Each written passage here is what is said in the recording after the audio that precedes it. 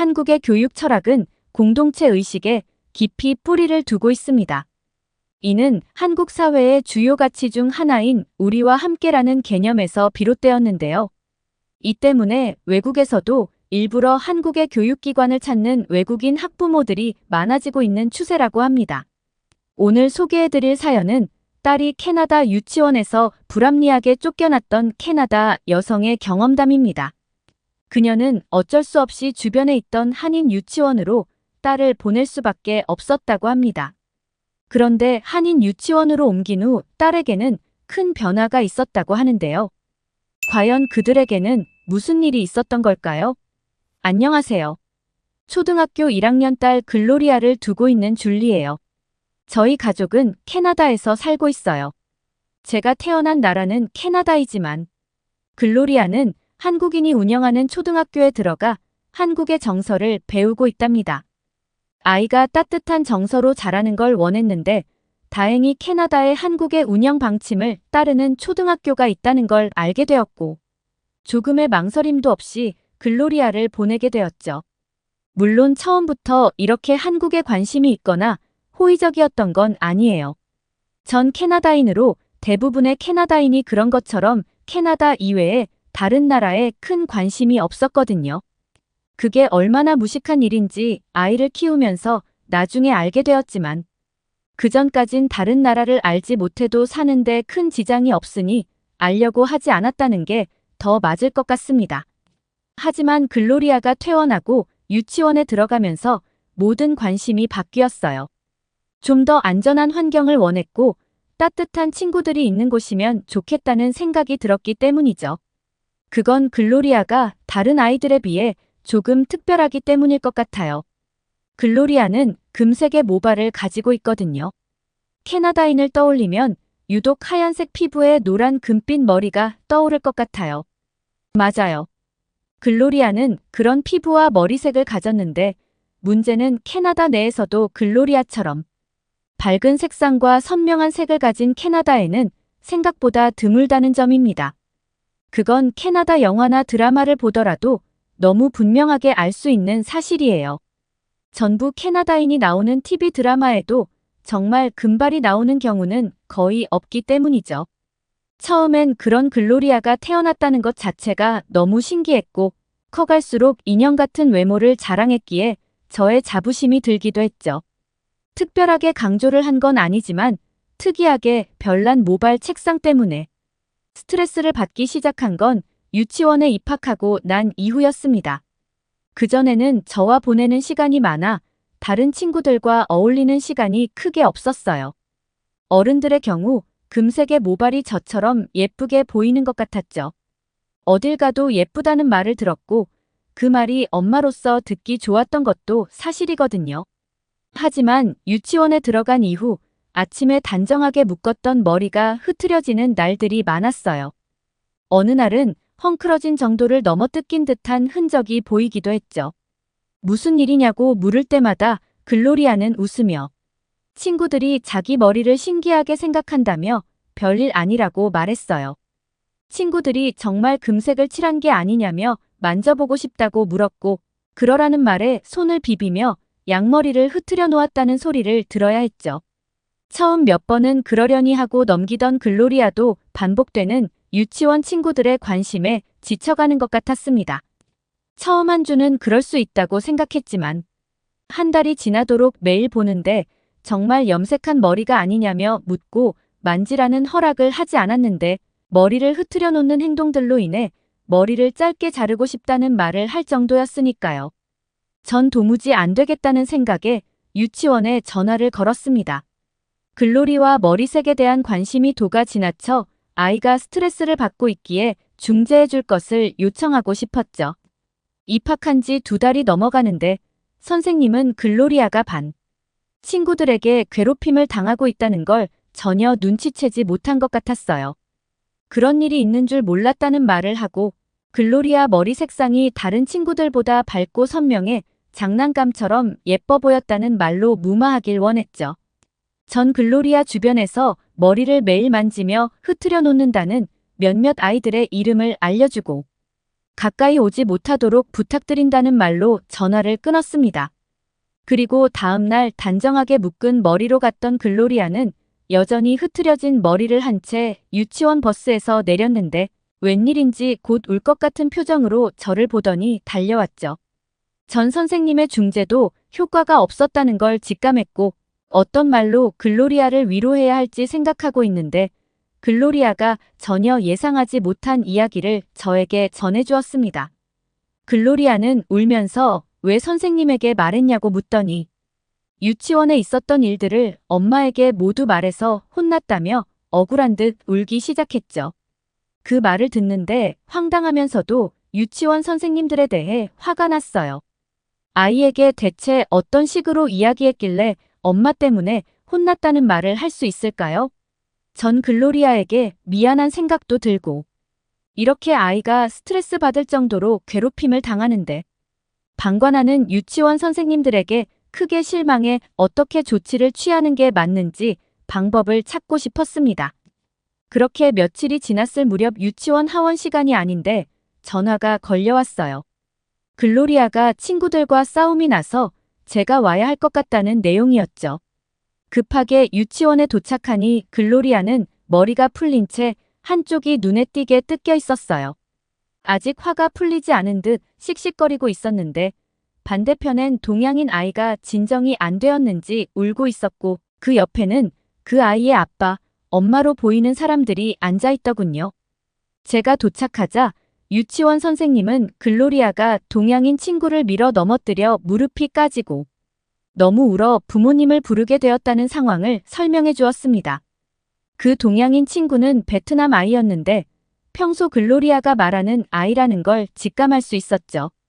매일 머리를 잡아당기거나 쥐어뜯으며 하지 말라는데도 매일같이 괴롭힌다는 걸 들었기에 어떤 상황인지 짐작할 수 있었지만 웬일인지 유치원 선생님은 그런 상황 설명을 하나도 해주지 않더군요.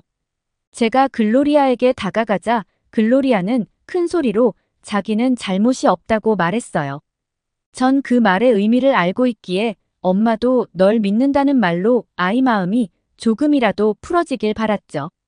하지만 저와 글로리아 마음과 다르게 유치원 선생님은 글로리아가 자기 주장이 강해 자주 다툼이 있었고 글로리아 머리 색상이 예쁘다고 다가간 베트남 아이를 밀쳤다는 다소 황당한 이야기를 하기 시작하더군요.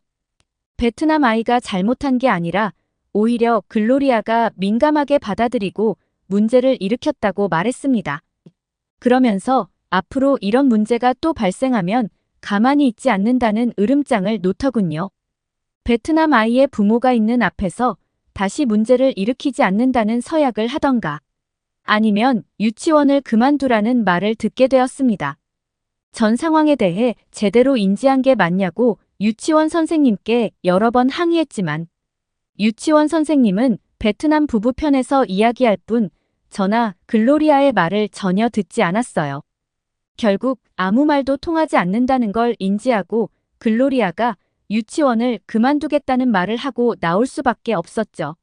나중에 그 베트남 부부가 상당히 큰 돈을 유치원에 기부하면서 글로리아가 나쁜 아이로 몰릴 수밖에 없던 상황을 이해하게 되었습니다. 한동안 글로리아와 집에 함께 있으면서 그 상황에 대해 이해시키려 애썼어요. 다른 사람과 다른 게 주는 의미 특별함이 때로는 돋보일 수 있지만 힘들게 만드는 요인이 될 수 있다는 사실을 알려야 했죠. 글로리아는 다행히 친구들과 다른 게 꼭 특별한 건 아니지만 그로 인해 불편한 일들이 생길 수 있다는 걸 이해하는 것 같았어요. 계속 집에 머물 수 없기에 근처에 있는 다른 유치원을 알아보았습니다. 그런데 원래 다니던 유치원의 규모가 커서인지 다른 유치원은 근처에 없더군요. 딱 하나 있긴 했는데 한국인이 운영하는 한인 유치원이었습니다. 원생들도 한국 출신 아이들의 비율이 높았고 선생님들도 한국 출신 선생님들로 구성되어 있었기 때문에 캐나다에서 흔히 볼 수 있는 일반적인 유치원은 아니었어요. 하지만 글로리아가 유치원에서 안 좋은 경험을 했다 보니 차라리 다른 문화권의 유치원으로 보내보자는 생각이 들었습니다. 처음엔 한인 유치원이라는 말에 아시아인이었던 베트남 부부가 생각났어요. 하지만 알아보니 베트남인들과 한국인들은 완전히 다르다고 하더라고요.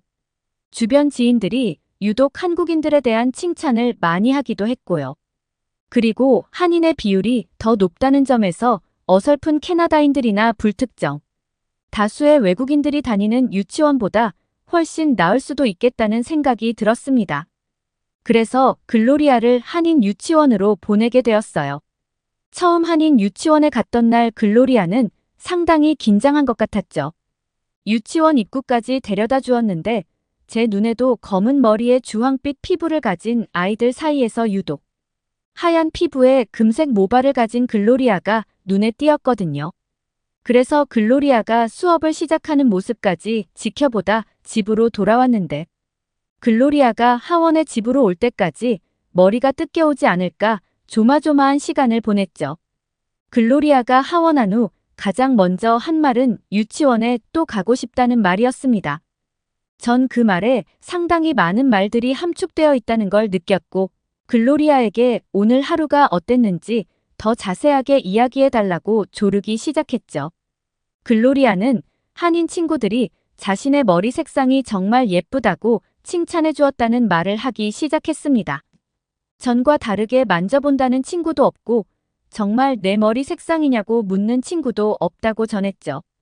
단지 머리 색상이 정말 예쁘다는 칭찬을 처음 했을 뿐, 그 이후에는 머리 색상에 대해 어떤 말도 없이 함께 놀고 수업을 들었다며 행복하게 이야기해 주었어요.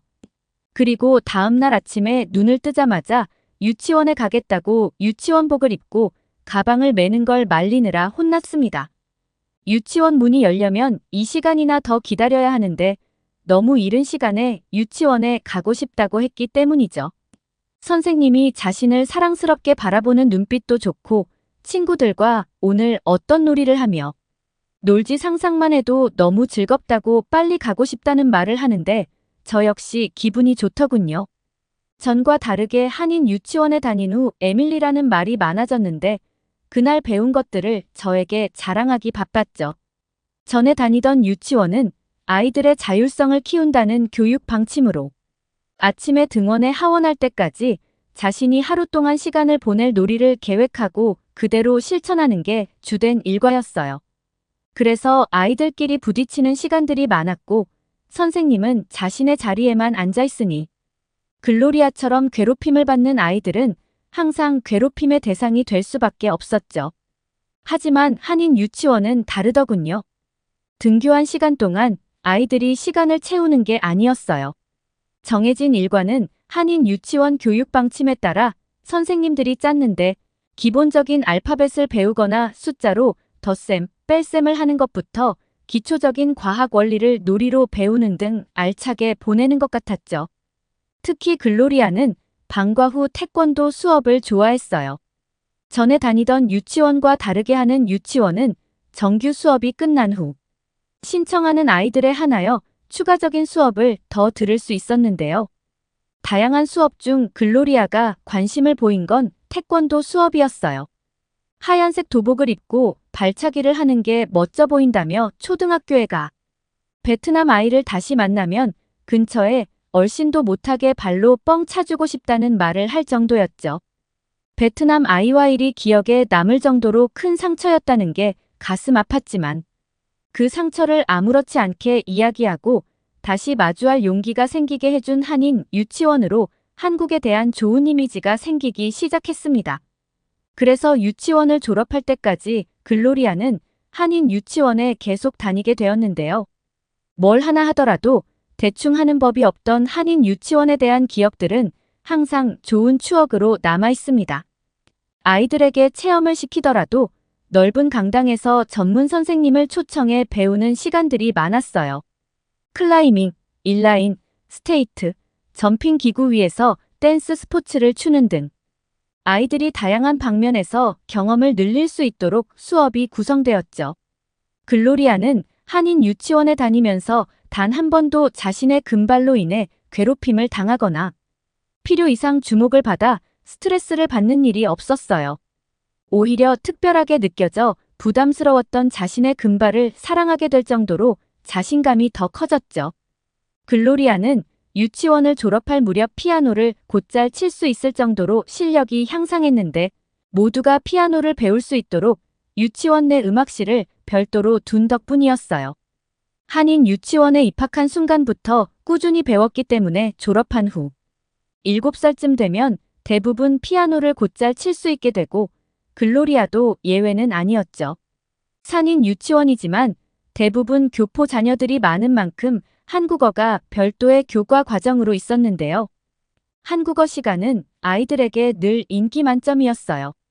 물건을 사는 가게나 공항같이 다양한 상황들을 체험할 수 있도록 한국 마을을 꾸며놓고 놀이로 접하는 한국어로 아이들의 호기심을 자극했기 때문이죠. 한국어를 전담하는 선생님이 유치원에 상주하고 계시면서 체계적으로 아이들에게 한국어를 알려주셨어요. 덕분에 글로리아가 유치원을 졸업할 땐 기본적인 한국어를 짧지만 할 수 있을 정도였습니다. 특히 인상 깊었던 수업은 인성교육을 꼽을 수 있어요. 캐나다에서는 별도로 인성교육을 진행하지 않고 가정에서 하는 게 당연하다고 받아들이는 분위기죠. 그래서 유치원에서 별도의 과정으로 진행한다는 게 다소 낯설었는데 한인 유치원은 유아 시기는 인성 형성의 중요한 시기로 올바른 인성 함양을 위해 솔선수범해야 한다는 게 유치원의 입장이었죠. 한인 유치원 아이들이 유독 친구들과 싸움이 거의 없고 서로 잘 어울려 논다고 생각했는데 이런 교육 철학이 밑바탕이 된다는 걸 알고 나니 보내길 잘했다는 생각이 들었습니다. 그렇게 글로리아가 아닌 유치원을 졸업할 시기가 되자 큰 고민이 생기기 시작했죠. 바로 초등학교에 대한 부분이었어요. 한국인이 운영하는 초등학교에 보내고 싶었는데 집에서는 다소 거리가 있거든요. 학교에 문의하니 스쿨버스를 보내줄 수 없는 거리라는 답변을 받았어요. 글로리아가 입학을 원한다면 받아줄 수 있지만 다른 학생들의 형평성을 고려한다면 집까지 태우러 오는 건 어렵다는 게 학교의 입장이었죠. 결국 한인 초등학교에 보내려면 제가 매일 태워다 주고 데려와야 한다기에 고민이 되었습니다. 하지만 지금까지 글로리아가 받았던 평온한 일상은 한국인이 운영하는 학교라 가능했다는 결론에 이르자 등학교의 불편함은 아무것도 아니라는 생각이 들더군요. 그래서 글로리아는 올해 한국인이 운영하는 초등학교에 입학해 즐겁게 학교를 다니고 있답니다. 아마 글로리아가 초등학교를 졸업할 무렵이면 한국어를 꽤 잘할 것 같다는 기대감이 생겨요. 그때가 되면 에밀리와 손을 잡고 한국에 방문하고 싶네요. 어떻게 보셨나요? 유치원에서 쫓겨난 후 어쩔 수 없이 딸을 한인 유치원으로 보낼 수밖에 없었던 캐나다 여성의 사연이었습니다. 하지만 오히려 이 기회를 통해 한국인들의 교육 철학을 배우게 되었는데요. 그 결과 유치원뿐만 아니라 초등학교도 한국인이 운영하는 초등학교로 선택하게 되었습니다. 우리 한국에서는 어릴수록 인성교육을 중요하게 생각하고 있는데요. 글로리아도 한국의 교육 철학 아래에서 씩씩하고 건강하게 자라주었으면 좋겠네요. 캐나다의 한 커플이 한국과 중국을 여행하며 자신들이 체험한 일들에 대해서 SNS에 글을 게시했습니다. 이 여행기의 댓글에는 많은 사람들이 공감되는 내용이다라는 평가가 많았습니다. 다음 이야기도 빨리 들려달라는 반응도 있었던 뜨거운 게시물이었습니다. 그녀의 글솜씨도 좋았지만 공감할 수 있는 많은 내용들을 글로 표현했기 때문입니다. 이 커플의 여행기 같이 들어보실까요? 안녕하세요. 저희는 밴쿠버에 살고 있는 평범한 20대 커플입니다. 저희 커플이 만난 지 500일을 기념해 아시아 여행을 계획했습니다. 그러면서 처음 느껴보는 아시아 문화권에 대해서 깊은 인상을 받았고 저희가 체험했던 것들에 대해서 공유하고자 글을 작성하게 되었습니다. 이번에는 특히 한국과 중국의 공항에서 겪은 일들에 대해서 말씀을 드려볼까 합니다. 저희는 먼저 중국으로 향했습니다. 아쉽지만 춤춘 공항에서부터 좋지 않은 경험들을 하게 됩니다. 대부분의 공항들과 마찬가지로 입국 심사하는 과정에서 어느 정도 시간이 소요되겠다는 것을 예상했고 그 시간에 맞춰 도심으로 이동하는 리무진 택시를 예약해둔 상태였죠. 하지만 입국 심사가 상당히 늘어지는 느낌을 받았습니다. 혼잡한 공항을 가더라도 이렇게나 오래 걸렸던 적이 없었는데 길게 늘어선 줄이 줄어들 기미가 보이지 않더군요. 그렇게 시간을 너무 많이 허비했고 그 이유를 저희 차례가 되어서야 알 수 있었습니다. 캐나다 국민들을 대상으로 뭔가 더 엄격하다는 느낌을 받았는데요. 입국 심사를 하는 중국인 직원은 총기를 소지했습니까? 라며 저를 째려보듯 날카로운 눈으로 강한 어조와 함께 질문을 했습니다. 갑작스럽고 날카로운 질문에 저는 너무 어처구니가 없어서 아니라고 높은 톤으로 말을 했더니 계속 저를 째려보면서 진짜 총기가 없는 거냐 날카롭게 쏘아댔고 나의 직권으로 너의 몸을 직접 수색할 수 있다는 등 위협적인 이야기들을 하기 시작했습니다. 저는 제가 수그리고 받아들여야 되는 자리임을 직감했습니다. 저는 얌전하게 그가 묻는 질문에 대답해야 했습니다. 남자친구도 이런 입국 심사대의 태도에 짜증이 나긴 했지만 어쩔 도리가 없었습니다. 엄격히 따지면 그들은 높은 보안 수준을 요구하는 공항의 조건대로 업무 처리를 하는 것이기 때문이죠. 단지 엄격한 절차에 친절한 태도를 보여주었으면 좋았겠다는 아쉬움이 남아있을 뿐이었습니다. 그렇게 여권을 뚫어버리겠다는 기세로 도장을 찍어주었고 저희는 입국 심사대를 지나갈 수 있었습니다. 역시나 많은 시간이 소비되었고 저희가 예약한 리무진을 탑승하기 위해 최대한 빠르게 공항 밖으로 나가려고 했습니다. 하지만 시간은 촉박했고 약속 시간보다 20분 늦게 리무진 탑승 장소에 도착했습니다. 하지만 이미 그 리무진 택시는 자리를 떠나고 없었습니다. 심지어 예약금까지 지불해 놓은 상태인데 그 돈을 그대로 손해보고 말았습니다. 예약 문자를 받았던 번호로 전화를 걸었지만 당연히 중국인 상담사와는 소통이 전혀 되지 않았고요.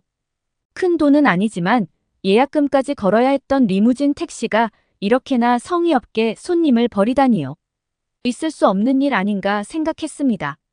예약한 손님이 제 시간에 나타나지 않으면 다른 손님을 태워 그냥 가버린다는 후기들을 듣기도 해서 정말 여유있게 예약 시간을 잡아놨는데 허망할 따름이었습니다.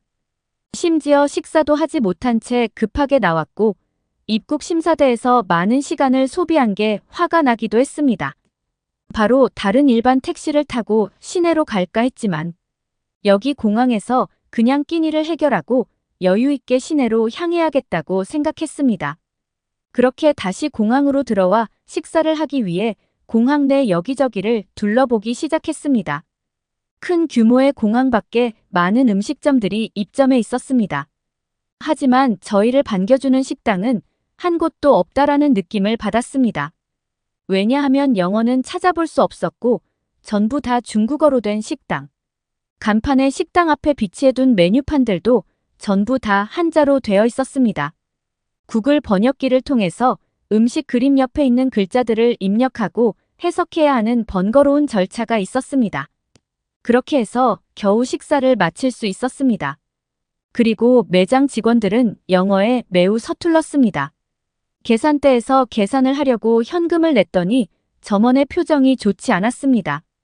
계산대 앞에 있는 QR코드를 손가락으로 가리키며 그걸로 결제를 하기를 원하는 듯 했습니다. 하지만 저희는 외국인이고 QR코드 결제는 불가능했습니다. 왜냐하면 중국어 100%의 어플을 설치해서 중국은행 계좌랑 연결해야 사용할 수 있다는 것을 이미 알고 있었기 때문이죠. 현금 결제를 싫어한다는 이야기를 들었지만 공항에서부터 이런 경험을 하다니 기분이 좋지 않았습니다. 결국 현금으로 결제를 하고 택시를 타고 시내로 향했습니다. 그렇게 공항을 빠져나왔고 시내로 가서 관광을 즐겼습니다. 그렇게 일주일이라는 시간이 흘러 한국으로 가기 위해 다시 공항으로 향했습니다. 역시 이번에도 출국 절차에 상당히 애먹을 게 분명해서 4시간이나 이르게 공항에 도착했습니다. 저희는 비용을 아끼기 위해 중국 항공사를 이용해 한국으로 갈 계획을 했었는데 그게 실수였다는 걸 눈치채는데 오래 걸리지 않았습니다. 비슷한 시간에 이륙하는 한국 항공사의 체크인 카운터는 이륙 4시간 전에 오픈되는 반면에 중국 항공사는 이륙 3시간 전에 오픈을 한다는 거였죠. 처음에는 자국 항공사니까 출입국 절차가 더 빠른가 싶어서 별 생각이 없었습니다. 그렇게 1등으로 줄을 섰고 체크인 절차를 마무리했습니다. 그리고 출국 심사 절차를 밟기 시작했습니다. 그런데 자국 항공사 이용객들을 위한 출국 절차는 따로 없었습니다. 그냥 모든 사람이 똑같이 출국 심사를 받는 것이었죠. 벌써 줄이 엄청나게 길었고 저희는 이번에도 시간이 촉박할까봐 걱정되기 시작했습니다. 입국 심사만큼 까다로운 출국 심사는 정말 머리가 아팠습니다. 남녀노소 가리지 않고 몸수색을 하는데 일부 승객들만 임의로 몇 명당 한 명씩 하는 게 아니라 모든 승객을 몸수색하고 있었습니다. 공항에 이슈가 있어서 일시적으로 전수검사를 한다는 영어 안내문을 보기는 했습니다만 그럴 거면 체크인 카운터를 더 일찍 열어주어야 하는 게 아니냐는 생각이 들었습니다. 저희가 1등으로 체크인을 했는데도 불구하고 비행시간이 다 임박해서 출국 절차를 마쳤습니다. 당연히 대부분의 승객들이 시간에 맞춰 올 수 없었고 비행기는 당연히 1시간 가까이 지연을 하다가 이륙했습니다. 답답한 마음에 짜증이 났습니다.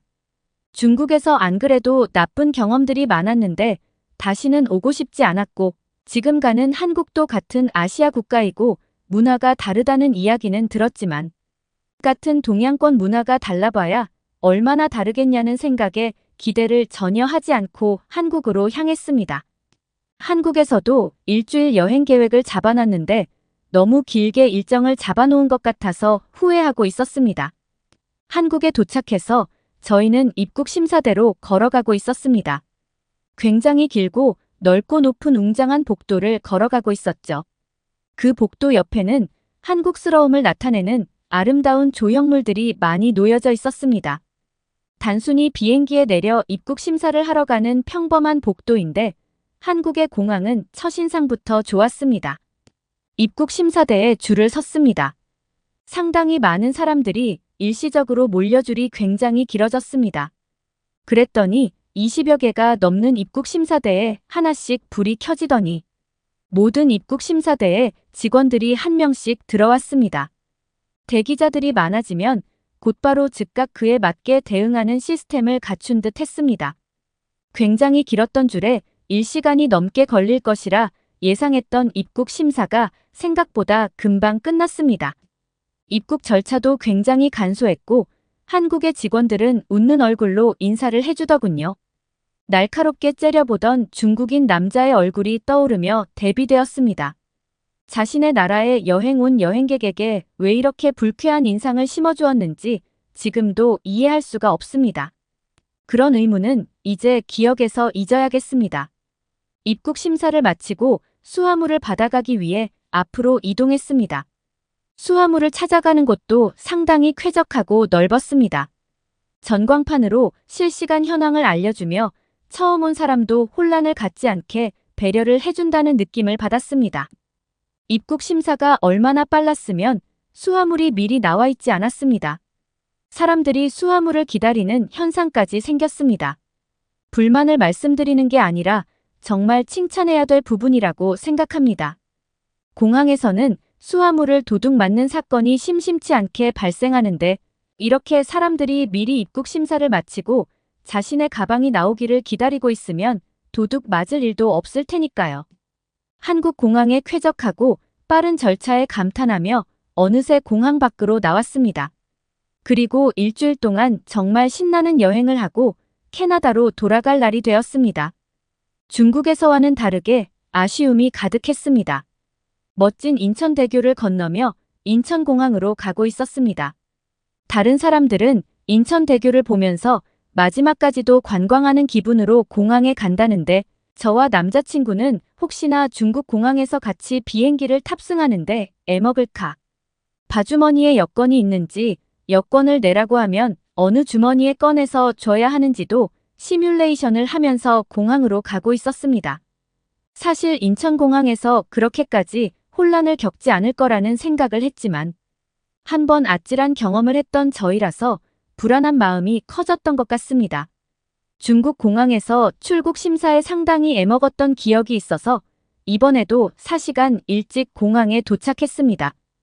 체크인 카운터도 제 시간에 맞춰 열렸습니다. 체크인을 하고 출국 절차를 밟는데 상당히 놀랐습니다. 이번에도 승객이 몰리는 상당히 혼잡한 시간대였는데 업무 처리 속도가 상당히 빨랐습니다.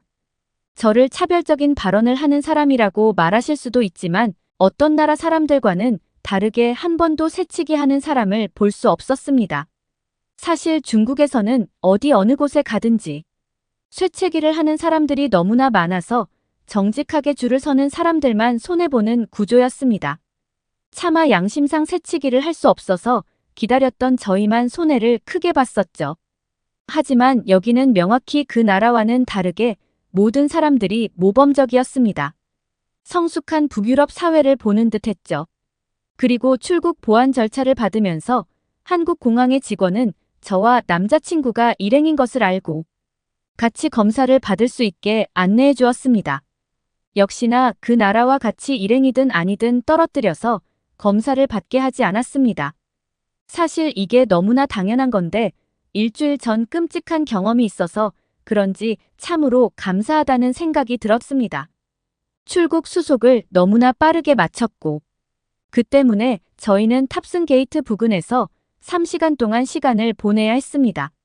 물론 전화기를 들고 가족들에게 잘 여행을 마치고 캐나다로 돌아간다는 인사를 하고 친구들에게도 한국과 중국에서 있었던 일들에 대해서 메신저로 대화를 하는 시간을 가졌지만 그래도 이렇게 빠르게 출국 소속이 끝날 줄 알았다면 시내 구경이라도 더 하고 왔을 텐데 그런 점이 너무나 아쉬웠습니다.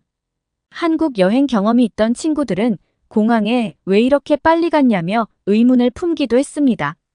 저희가 겪었던 일들을 다 이야기하려면 3시간이 부족할 것 같아서 나중에 돌아가서 이야기해주겠다며 급하게 통화를 끊기도 했죠. 하지만 누구를 탓할 게 없었습니다. 인천공항에 대해서 조금만 검색해 보았다면 이렇게 4시간이나 일찍 공항에 오지 않았을 테니까요. 인천공항은 세계에서 가장 빠른 수속 절차가 진행되는 공항이라는 정보를 뒤늦게 알게 되었습니다. 미리 한 번만 검색해 봤으면 됐는데 워낙 중국에서 당했던 게 커서 미처 준비하지 못했다는 게 한국 여행의 유일한 아쉬움일 뿐입니다. 더 이상 이렇게 시간을 죽일 수 없다고 생각해서 남자친구와 인천공항 탑승장의 다양한 상점들과 공연들을 구경하면서 시간을 보내기로 했습니다. 비행기 모양으로 넓게 뻗은 탑승장은 가장 중앙의 삼거리라고 표현할 수 있는 곳이 있는데요. 그곳에서 한국의 전통 연주와 함께 전통 춤을 추는 공연이 시작되는 것을 우연히 보았습니다. 처음 보는 한국의 전통춤은 너무나 색다르고 신기했습니다. 저뿐만 아니라 많은 서양권 국가의 탑승객들은 지나가다 말고 거의 다 그 공연을 보기 위해 발걸음을 멈췄습니다. 오히려 한국 사람들과 아시아권 사람들은 관심이 없어 보였지만 서양권 국가의 사람들은 저와 마찬가지로 굉장히 오묘하고 신비한 느낌에 빠져들 수밖에 없는 공연이었죠. 공연이 빠르게 끝났고 20분의 시간이 이렇게나 빨리 지나가나 싶었습니다. 처음 인천공항에 왔을 때에도 입국장에서부터 흥미로운 것들이 눈에 많이 보였는데 이렇게 마지막까지 관광객들이나 방문객들에게 깊은 인상을 주는 공항은 어디에도 없다고 확신합니다. 오늘은 저희 커플이 한국과 중국에 다녀오고 두 나라의 공항에 대해 직접적인 비교를 하는 내용의 글을 작성했는데요. 사실 더 하고 싶은 이야기가 많습니다. 다음 글에는 여행지에서 겪었던 일들에 대해서 이야기를 남겨보도록 하겠습니다. 중국에는 자연 경관이 멋진 곳이 몇 군데 있습니다. 그곳을 보기 위해 여행을 간다면 추천드리지만 도심권 여행을 가겠다면 제가 한 가지 질문 하나 드리겠습니다. 굳이 왜 중국을 2주 동안 여행을 다녀온 적이 있습니다. 멋진 자연 경관은 감탄을 자아내고 행복하기까지 합니다. 하지만 도심권에 들어선 순간 탄식과 불행이 닥치는 곳입니다. 아시아 문화가 궁금하다고요. 한국과 일본만 가보아도 됩니다. 중국은 가지 않아도 됩니다. 저 또한 이런 충고를 새겨듣지 않아 후회했던 사람입니다. 글 내용이 너무나 공감됩니다. 이 글을 읽고 아시아 국가 여행을 계획하던 저와 남자친구는 생각을 고쳐먹기로 했습니다. 당신의 희생에 감사드립니다. 오늘 사연의 주인공은 다음 작성할 글에는 정말 화가 나고 분했던 경험이 있어서 많은 사람들에게 절대 하지 말아야 할 행동들에 대해서 정보 공유를 하겠다며 글을 마쳤습니다. 댓글에는 두 나라를 모두 여행해 본 사람들도 많았습니다. 대부분 공통된 의견이 있었는데 다시 아시아 여행을 계획한다면 한국과 일본을 가야지 중국으로의 여행은 추천하지 않는다는 댓글들이 많이 있네요. 한국에서 지갑을 떨어뜨리면 어떻게 될까요? 과연 몇 명이나 주워주고 주인을 찾아줄까요? 오늘 소개해드릴 사연은 이탈리아에 사는 PD 네슬리 씨의 이야기입니다. 네슬리는 이번에 각국의 취향과 국민성을 알아보며 치안이 좋은 국가와 안 좋은 국가의 차이를 분석하는 프로그램을 제작해 보려고 했습니다. 그녀는 한국에서 프로그램을 촬영한 뒤 웃지 못할 해프닝이 있었다고 하는데요. 지금까지도 수많은 국가를 돌아다녔지만 유일하게 한국에서만 보인 특징이 신기하다는 네슬리 씨의 이야기를 알아보겠습니다. 안녕하세요. 제 이름은 네슬리입니다. 저는 어릴 때부터 멋진 프로그램을 제작하는 방송 일을 하고 싶다는 꿈이 있었습니다. 그리고 제가 좋아하는 것은 또한 여행이었죠. 저는 어른이 되어 PD라는 직업을 가지게 되었고 곧 제가 좋아하는 세계 여행을 그것에 접목하였는데요. 입사 첫날부터 거한 환영식과 함께 어떤 프로그램을 만들고 싶냐고 물더군요. 저는 거창하게 각국을 돌아다니며 세계 여러 나라를 알려주는 프로를 만들고 싶다고 출사표를 던졌죠.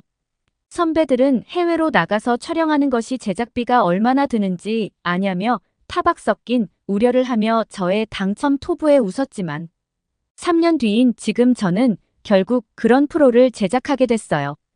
여행 프로그램은 너무 흔하고 특별함이 없었기 때문에 저는 각국을 비교해보는 프로그램을 만들기로 했죠.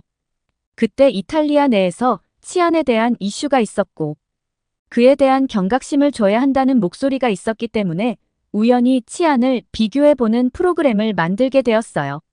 저는 가까운 유럽부터 계획하고 촬영했지만 특별한 차이점이나 편집점을 찾기가 힘들었어요. 다들 비슷했거든요. 그러다 곧 한국에 다녀와 봤던 팀원들이 치안이 좋은 나라를 찾는다면 한국을 추천한다고 하는 말에 한국을 가게 되었어요. 저는 말로만 듣던 한국 방문에 너무나도 설렘과 동시에 한류 문화로 유명한 한국을 관광할 생각에 그 나라가 매우 궁금했습니다. 저는 오랜 기획안 발표와 승인 끝에 팀원들을 이끌고 긴 시간을 견뎌 한국에 도착했습니다. 우리는 녹초가 돼 있었고 배고픔을 달래기 위해 고기 냄새가 나는 한국 식당을 찾았습니다. 맛있는 고기 굽는 냄새가 아주 괘씸할 정도로 사람을 미치게 하여 한국 삼겹살을 무자비하게 먹여 치워야겠다고 마음을 먹었죠. 같이 온 동료인 그렉은 한국 방문을 자주 했던 친구였는데 우리더러 한국식 바비큐를 먹는 건 아주 멋진 선택이라며 우리를 부추겼죠. 팀원들은 너무 피곤한 상태로 아무거나 먹자 힘들어 죽겠다며 징징대고 있었죠. 우리는 그렉의 말대로 한국 고깃집에 들어가 음식을 주문했고 동료인 그렉은 곧 우리를 보며 웃음을 터뜨리더군요. 그렉은 우리가 한식을 먹는 모습이 너무나 웃기다며 카메라를 들고 촬영을 시작하더군요. 그는 우리가 마치 북유럽에서 온 바이킹처럼 한식을 우걱우걱 먹고 있다고 말했습니다. 저는 웃음을 참지 못하고 신기해하는 그렉의 모습을 보며 뭐가 이상한 건지 모르고 있었죠. 그런데 그렉의 설명을 듣고 부끄러워졌습니다. 우리가 비빔밥을 비비지도 않고 그냥 먹지를 않나 사물찌개에 찍어 먹지 않나 무슨 원시인과 같이 밥을 먹고 있다는 착각이 들 정도였다고요. 그렇게 그렉은 우리에게 한식은 그렇게 먹는 것이 아니라며 비빔밥은 고추장과 비벼서 먹는 것이고 고기는 쌈을 싸서 한 입에 먹어야 한다고 말해주었죠. 그리고 그레의 말대로 다시 먹어보니 그냥 먹어도 맛있었지만 정말 환상적인 맛이 났어요. 그리고 PD의 마인드로 생각해보니 그런 모습을 촬영하고 먹는 방법을 다시 알려주는 그에게 인기은뼈는 정말로 엄지를 치켜 세워줄만 했죠. 그렇게 정말로 맛있는 식사를 마치고 미리 알아둔 숙소에 방을 배정받고 다음 날 촬영을 준비하였습니다. 우리 팀은 다른 나라에서와 동일하게 한국 시민들은 핸드폰과 지갑을 놓아두면 어떤 반응을 보일지에 대한 내용을 진행했죠. 그렉이 워낙 한국은 치안이 좋다고 추켜 세웠기에 긴장감과 기대에 부풀어 있었지만 첫날은 생각과 달리 아무 소득이 없었습니다. 한국인들은 핸드폰과 지갑이 보이는 곳에 노출되어 있는데도 아무도 반응하지 않았거든요. 그냥 다들 지나가 버려서 방송에 쓸 내용이 없었습니다. 그리고 이곳에서는 이러한 모습이 너무나도 자연스러워 보였습니다. 그저 사람들은 서로 무방비 상태로 노출되어 있는 것을 전혀 이상하다고 여기지 않았기 때문이죠. 저와 그렉은 계획을 바꾸기로 했습니다. 중국 팀과 동일하게 지갑을 떨어뜨리면 도와줄지 보기로 했죠. 첫 촬영이 거의 소득이 없었기에 이번에는 기대를 살짝 내려두었어요. 그런데 촬영을 시작한 우리는 충격적인 장면에 어안이 벙벙했습니다. 한국에서는 정말 단 한 번도 앞사람이 지갑을 떨어뜨리는 걸 모르는 채 무시하거나 하지 않았어요. 모두가 떨어뜨린 사람을 다급히 부르고 친절하게 직접 주어서 가져다 주었죠. 이것은 방송을 위한 패션이 아니었습니다. 한국에서 마주친 모든 사람들이 이런 국민성을 보여주었죠. 우리는 장소를 옮겨 지하철로 다시 이동했습니다. 핸드폰이 바닥에 떨어져 있으면 어떤 반응을 보일지 확인을 위해서 말이죠. 여기서는 더욱더 충격적인 일을 경험했습니다. 핸드폰을 방치해 두고 이동하는 사이 핸드폰은 이미 없어져 있었죠. 드디어 한국에서도 물건을 가져가 버렸구나 하면 우리는 핸드폰의 행방을 확인하기 위해 카메라를 다시 확인하고는 다시 한번 깜짝 놀랐습니다. 한국의 도덕성을 확인하기에는 단 10초면 충분했습니다. 정확히 10초 만에 길을 가던 여성분이 주어서 안내데스크로 가져간 것이죠. 저는 어안이 벙벙한 표정으로 내가 지금 무슨 상황을 보는 건지 믿기지 않는다 말했고 그래도 역시도 이게 가능한 일인지 저에게 되묻고 있었죠. 저는 호텔로 복귀하여 촬영한 편집본을 간단하게 편집을 하는 작업을 하면서 다시 한번 감탄했습니다. 마음 한 구석에는 우리 프로가 한국 덕에 성공하겠다는 기쁨이 있었죠. 그런데 그렇게 일하다 보니 답답해지더군요. 낮에는 촬영만 하느라 관광을 못해서 너무 아쉬웠어요. 한국을 더 구경하고 싶었죠.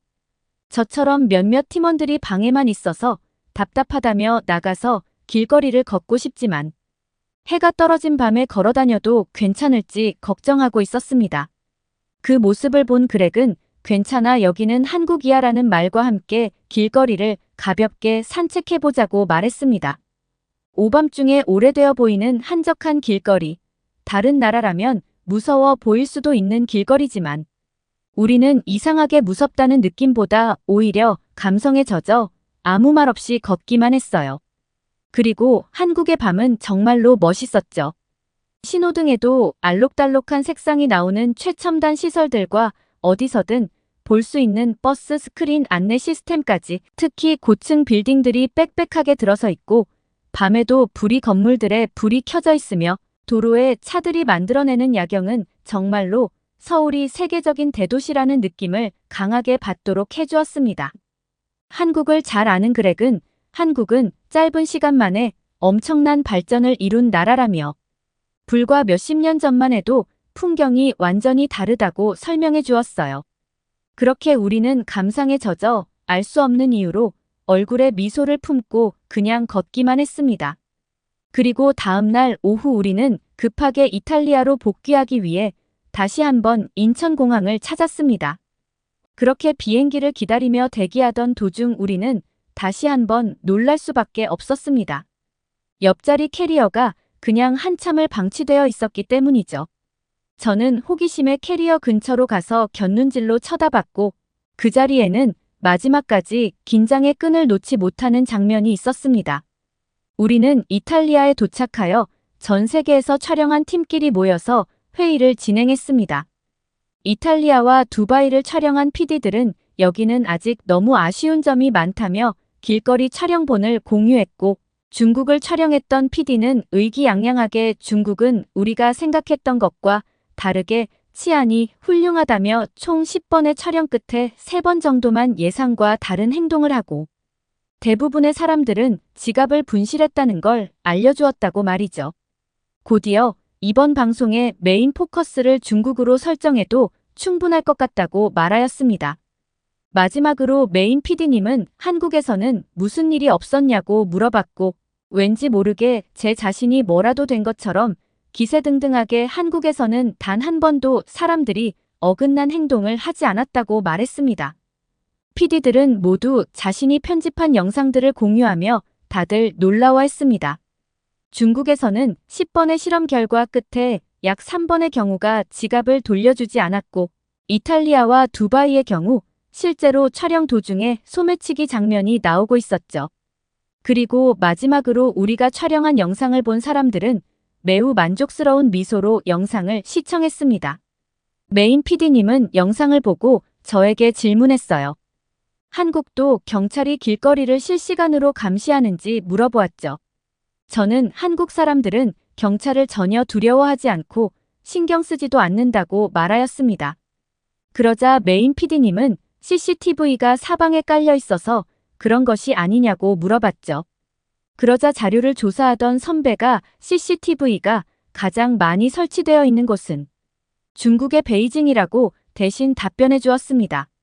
우리는 긴 회의 시간 끝에 명확한 해답을 찾아내지 못하였고 저는 한국에서 촬영을 도와준 친구에게 연락하여 물어보았죠. 도대체 한국에서만 이런 결과가 나오는 이유가 무엇인지 말이죠. 한국인 친구는 고민조차 하지 않고 답변을 해주었습니다. 그냥 당연한 거 아니냐고요.